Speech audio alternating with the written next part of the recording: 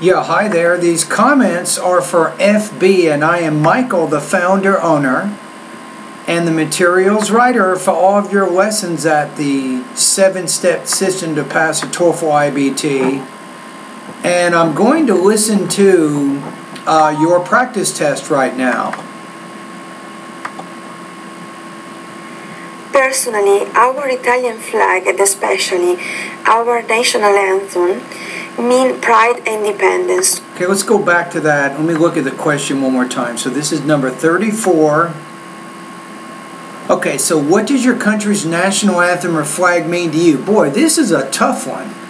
Using details, please explain. So you got to have a good creative mind to come up with a good response here. Personally, our Italian flag and especially our national anthem mean pride and independence to me. You want to say means there. So our national anthem or flag means. So make that verb plural by putting the third person S on it.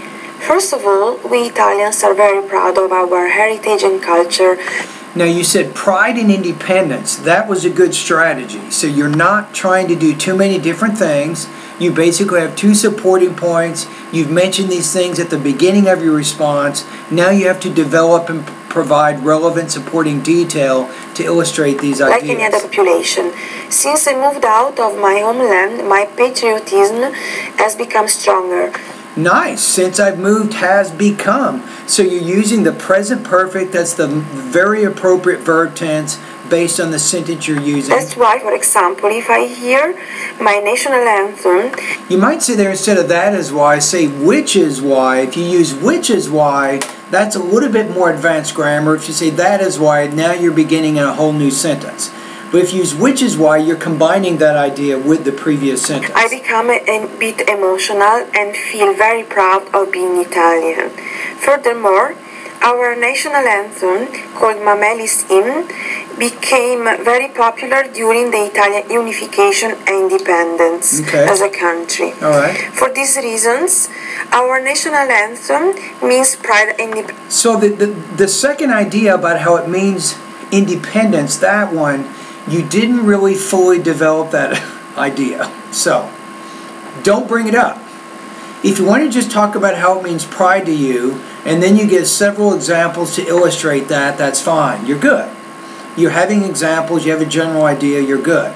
But once you bring up the second point, then you have to actually have some examples to support that, to help strengthen the argument you're trying to make, which you didn't do actually. So let me listen to the response one more time.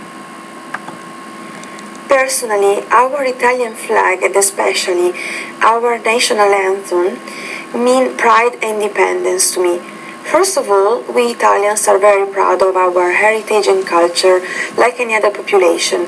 Since I moved out of my homeland, my patriotism has become stronger. That's why, for example, if I hear my national anthem, I become a bit emotional and feel very proud of being Italian. Furthermore, our national anthem, called Mameli's Hymn. Now, because you said first of all in the first part of the idea, I would at this point say second of all, because then it's what we call symmetry. It's first of all is parallel to second of all, but by saying furthermore, of course you're adding to the previous idea, and it's a good transition word, but I'm just saying that based on the first transition word that you used. Became very popular during the Italian unification and independence as a country. For these reasons, our national anthem means pride and independence to me.